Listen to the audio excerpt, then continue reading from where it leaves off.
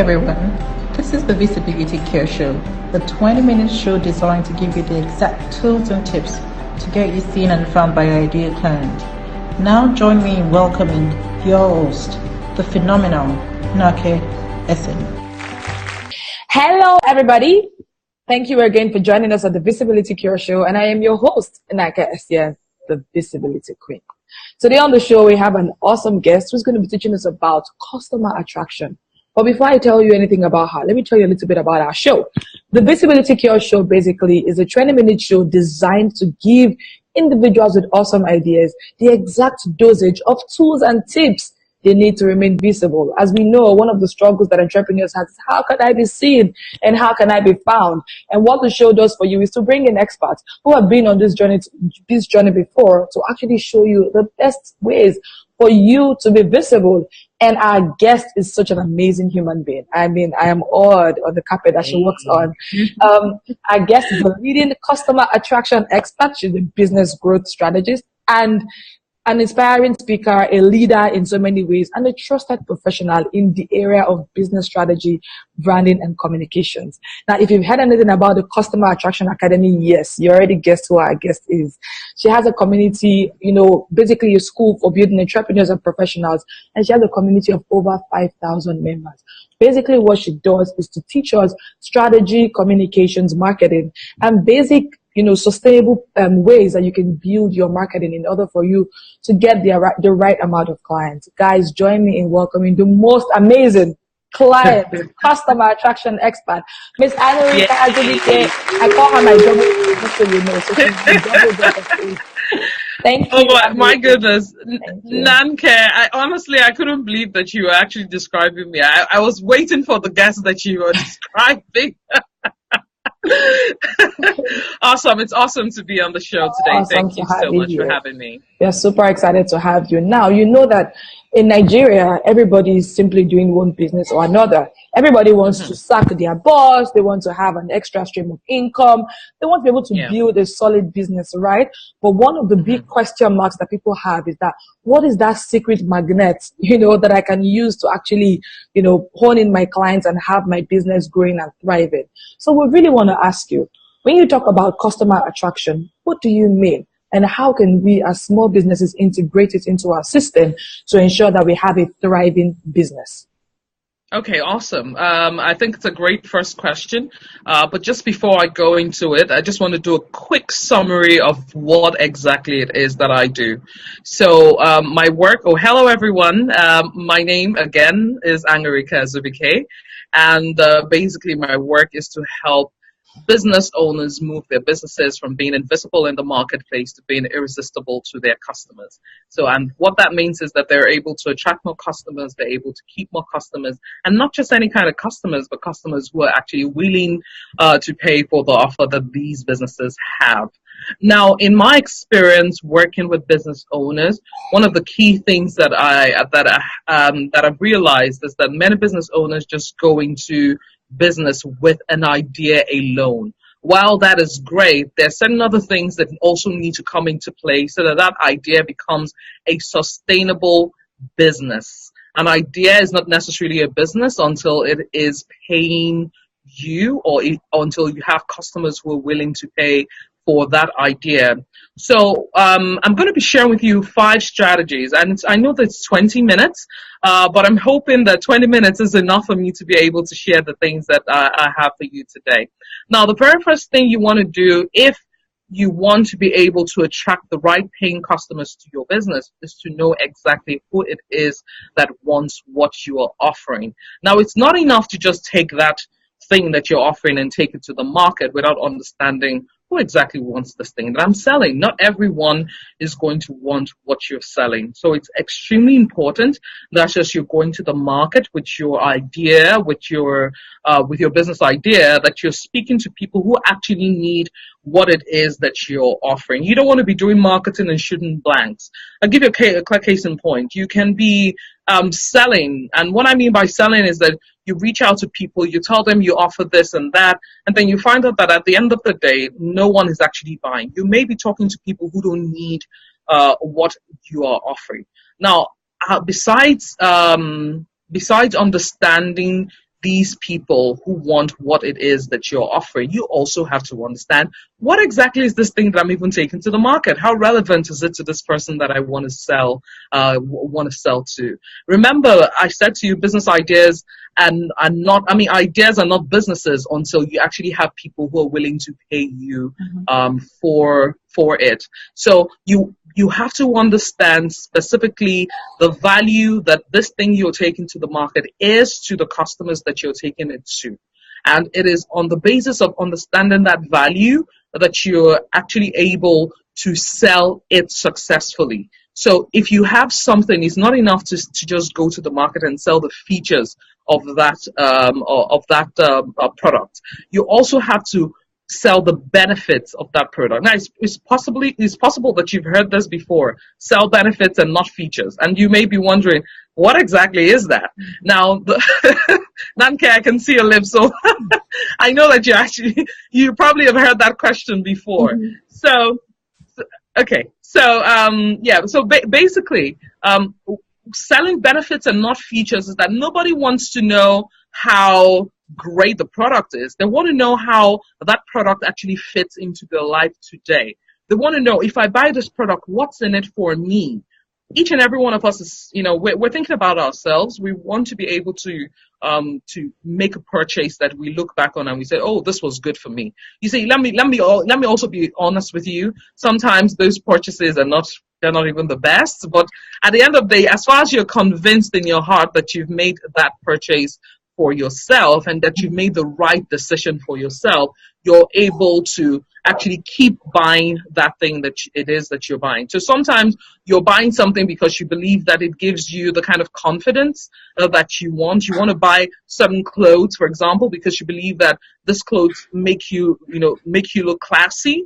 You don't want to, even if you find clothes that are much cheaper, you say to yourself, I don't want to go out there and somebody else is wearing what I'm wearing, so I want to wear something that's completely different. So these are the kind of things that actually help people make buying decisions. So that leads me to my third point. Now, when you understand the target customer that you want to sell to, and you understand the value that you want to take to the market, then you then have to have at the back of your mind that your customers are emotional beings. And your customers being emotional beings means that they are very willing to buy from you if they can find that connection between that value and themselves. So you always have to ensure that when you're taking that product, or when you're talking about your product, when you're even talking about what you do. You remember Nnanke had done an introduction of me, which is great, which is perfect. But then I thought that I needed to also just say it in very plain words, exactly how that connects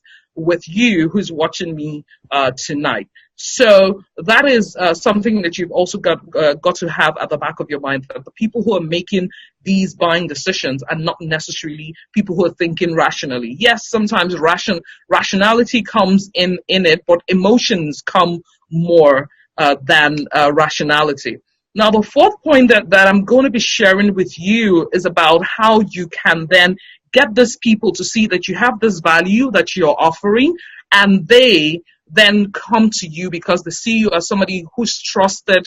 They see your product as trusted. They see your product. They know your product. They see your product as trusted, and they like your product.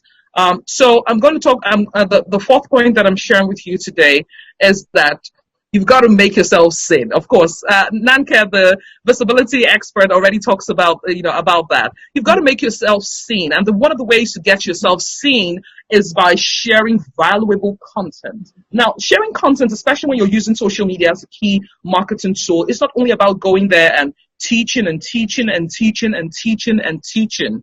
People also want to understand more about you as a person, as a human being. What are your likes? What are your dislikes? What are the things you care about? Do you have a family? Who's your daughter? Who's your son? People want to have a full sense of who you are. Now, I don't usually recommend that people share everything about themselves.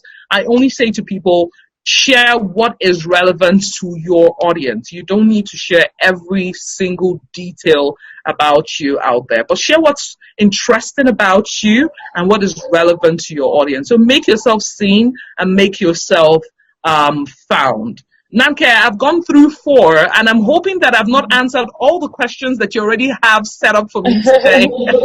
Should I go on the last one, or should I just wait for your second question? We'll Okay. find the question. Okay, awesome. Now, the 5th thing that I'm going to be sharing with you is about offers. Now, I find business owners who are shy with making offers. So now they know who they're talking to. Now they know the value that they're taking to the market. They understand that the people that they're talking to are emotional beings. They know that they have to be more visible. They have to be seen. They have to be found. Now, this 5th point about making offers is extremely critical. So you find people who are out there. You see them all the time, but they're not particularly making any offers. Now, just think through your social media activities. Have you ever thought about someone and you're asking yourself, what exactly does he do? Oh, is he selling something?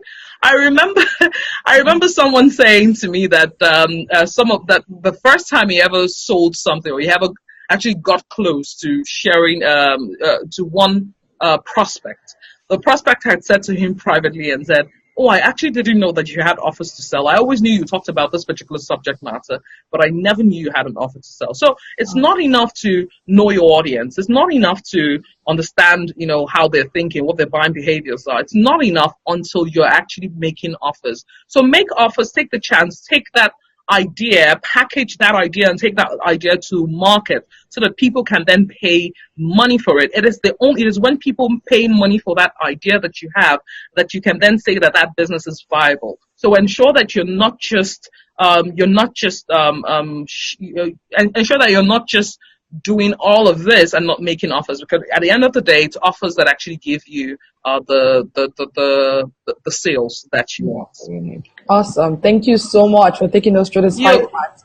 You're welcome. A lot. Now, my question basically is on social media. So you mentioned leveraging on social media and other online places to put out your content. Now, I know that people get lost because if we're not short of content anywhere, right? Mm-hmm. But what we are short of is what we are short of content that makes sense. We're short of content that, make an emotional connection, that make our ideal clients to make a conscious decision to buy from you. Now, I also understand that research on your ideal clients is essential to really understanding what they want. Now, what are the tips that you can give to entrepreneurs out there to actually know how to research on their ideal clients so they understand what they want and are able to provide such services for them in that framework, basically? That's another amazing question. Nnanke, it looks like you came packed with amazing questions today. Awesome. So now I realized in my work that finding ideal clients is one of the toughest things that business owners actually struggle with. Mm-hmm. So when they realize that selling to everyone is not making sense, they then say to themselves, okay, I'm going to find my ideal client. But it's still a really tough, it's still something that's tough for them if they don't know particularly what to do. So, and honestly, in my work, I've been able to run through this over and over again, and that's part of the reason why I have the Ideal Customer Boot Camp. It's something that I do periodically, and I have one that's coming up in just a few days.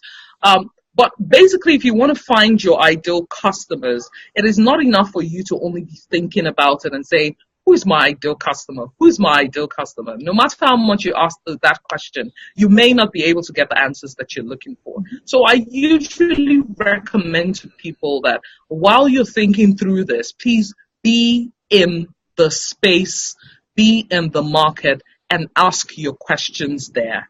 There has to be some questions that you want answered about your business. It could be that you're asking yourself, who actually, if you're a dressmaker, for instance, and you make ready-to-wear dresses. I'm wondering why I'm using dresses all day, though. So if you're... I think I did. So if you're a dressmaker and you're asking yourself, who exactly wants this particular dress that I make? You can do a survey of the people who are currently buying and the people who you think might want to buy. You can do a survey, and that survey would be about finding out their demography and it will be about understanding their psychography. Now, the demography, just to break that down so that it's not also too complex, is that you want to understand how old is this person? What income level does this person have? Where does this person live? Is there any religious affiliation with that this person has? And then the reason why I talk about religious affiliation is that I've had clients who actually make dresses for a particular kind of woman because of religious affiliations. You're right. So you've got to understand the demography of the people that you are actually selling to. So how old is this person? Where does this person live? Does this person live in the urban area, in the rural area? What amount is too expensive for this individual? If you're not able to do this, you find out that you're either shortchanging yourself when you're selling your products, because you may be selling really high quality products at very cheap rates, and the people that you're looking to serve are not really the people who are looking for cheap. They're just looking for quality. But because you've not been able to connect that who with the what that you have, you find out that you're actually shortchanging yourself. So now I talked about psychography, and psychography is really about understanding the behavioral patterns. So is this a woman who is very sociable? Does she go out to social events, for example? Is this a woman who has kids of her own? Is this a woman who loves charity work? Is this a woman who is very outgoing? Is this a woman who, get this, who watches Telemundo, in her spare time?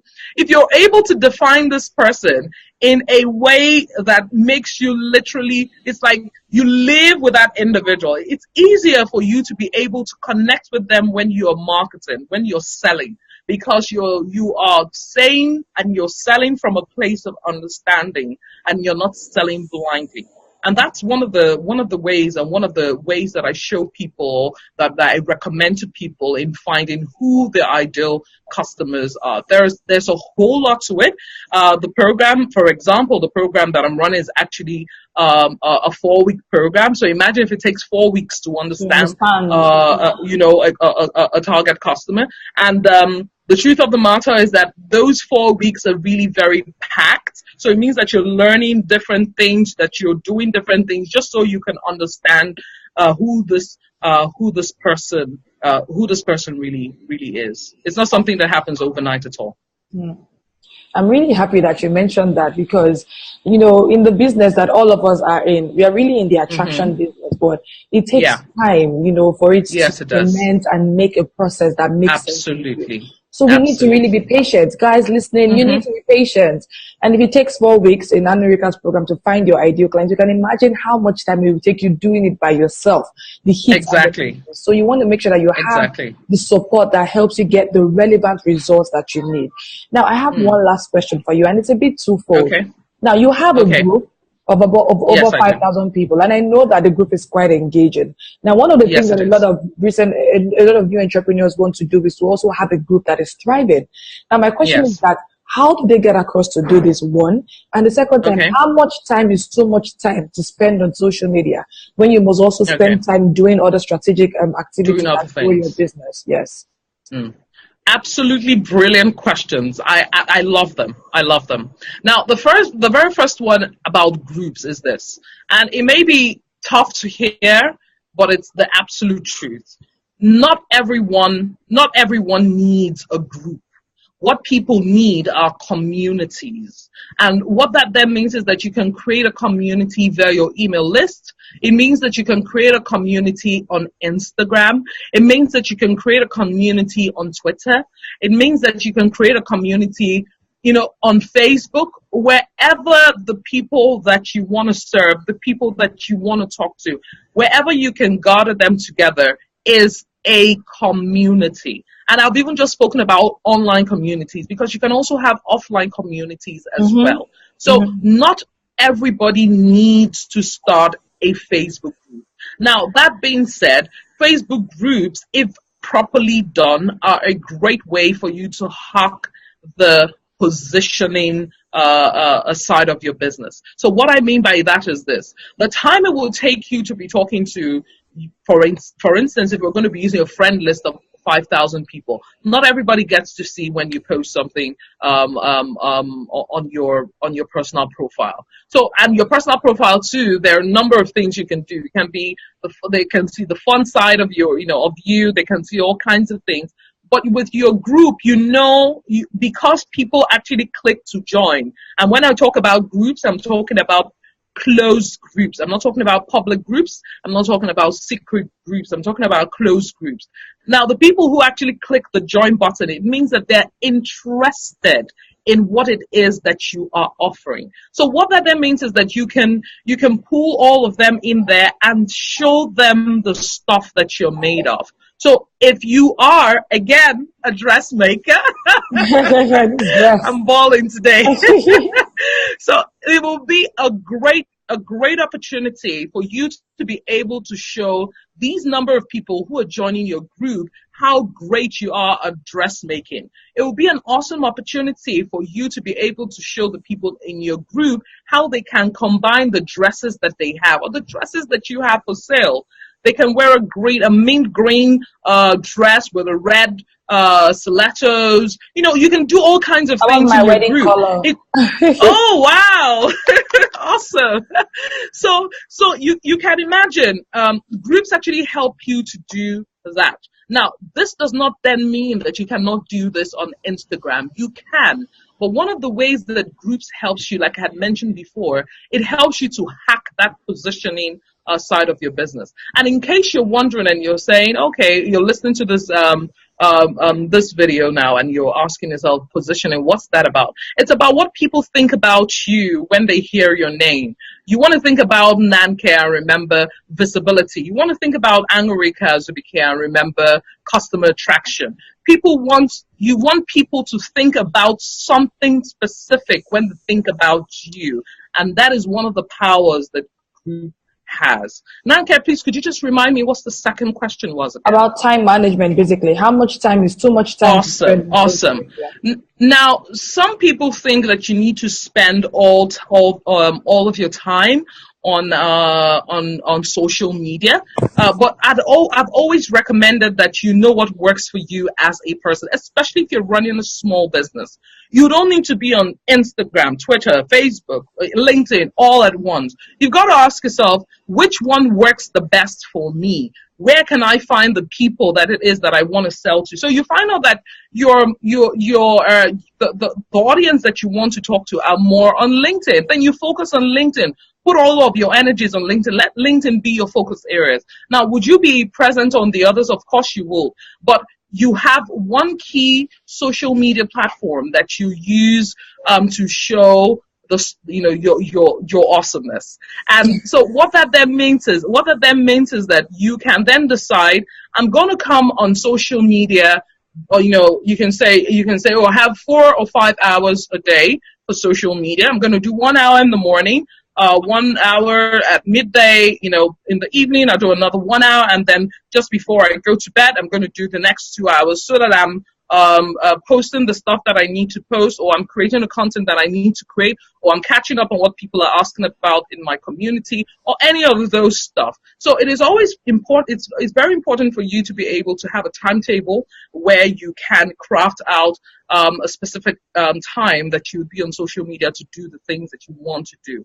And to be effective at that, you also have to ask yourself, what am I going to be doing on social media when I come on social media? Because you see, social media can be distracting if you don't know what you're there for. So you can come and you're like, okay, let me do 1 or 2 things. 3 hours, you're still doing 1 or 2 things. So you want to make sure that that's not you at all.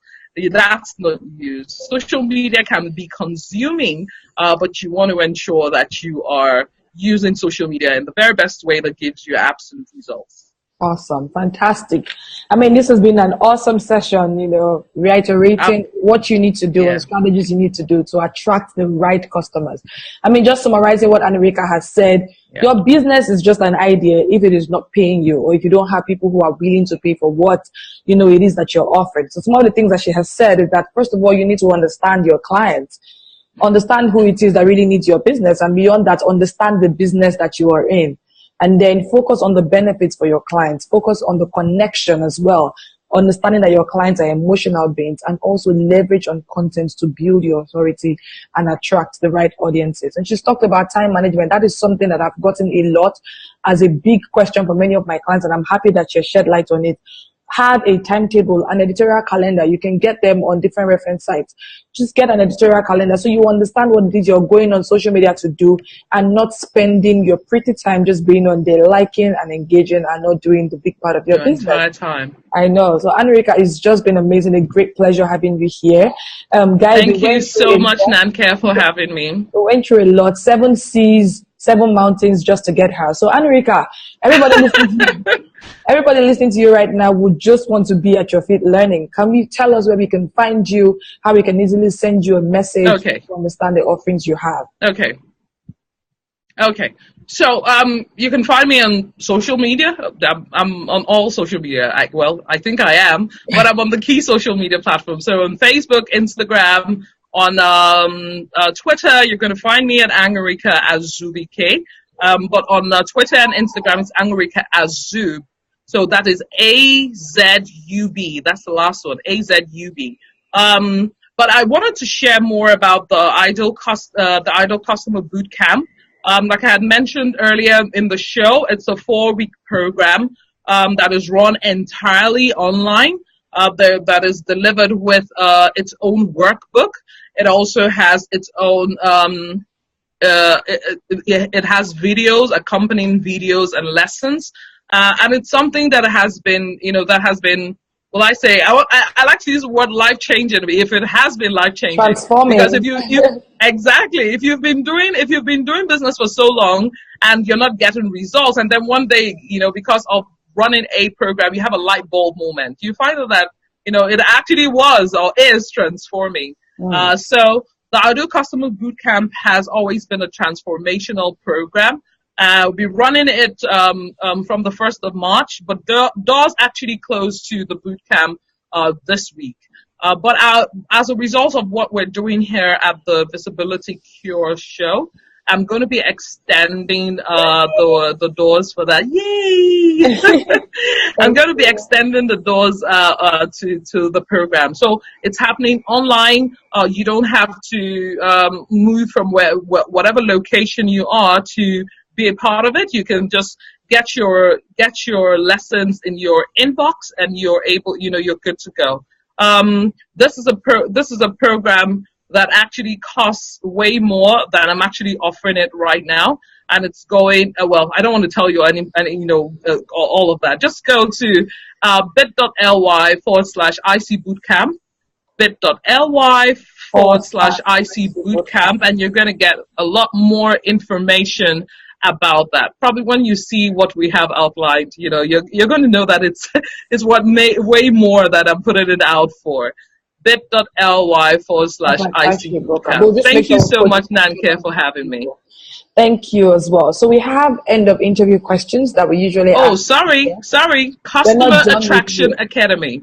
Okay. Sorry, Nnanke. Customer Attraction Academy on Facebook. Customer Attraction Academy, you find the group and you find the page on Facebook as well. Awesome. So we'll just have a small caption written there so people can actually really see it, and then they can. Okay, awesome. Okay, so we have our end of interview questions that we usually ask all our guests on the show. Oh my goodness. Should I be afraid? No, the first one is actually very easy, and the other one you'd have to a little bit. Okay. So the first one basically is that, what are those 140 words that you wake up to every morning that are basically your life philosophy that you always think about? That 140 words. Wow. Yes, it can be less. Any particular reason why we have 140 words? Are we saying words or characters? Well, characters. That was a trick question. Okay. Yeah. Okay, so for me, and I'm sorry, it's going to be more than 140 characters. Okay. Because I'm trying to make it as explanatory as possible. I'm a big believer in learning. But I'm not only a believer in learning, I'm a believer in learning and doing, because that's the only way that you can make the progress that it is that you want. Awesome. So learning and doing. You see? It wasn't learning and doing. Awesome. So last question. If your life was to be a movie, woo! Tell me the title. Okay, so if my life were to be a movie, it would Yes. be She Believed She Could, and So And She she Did. did it. Hey. I'll watch that movie. Definitely, I'll watch that movie. Nnanke, it's been an awesome pleasure having you here. It's been We really, amazing. really Thank you are so very much, grateful. Nnanke. And guys, don't You're forget the welcome. Ideal Client Bootcamp is coming up, and she's going to be leaving her doors open for us anyway. So we're Yeah. very thankful for Yeah. that. Nnanke, it was an awesome pleasure. I know that you need time with the family, and you spend time with us as well. And we're really grateful. Thank you for all the good work you're doing. Thank you too. Thank you to Nnanke. Yes. Awesome, fantastic day. Thank you. You too. Bye bye. Bye everyone. Bye.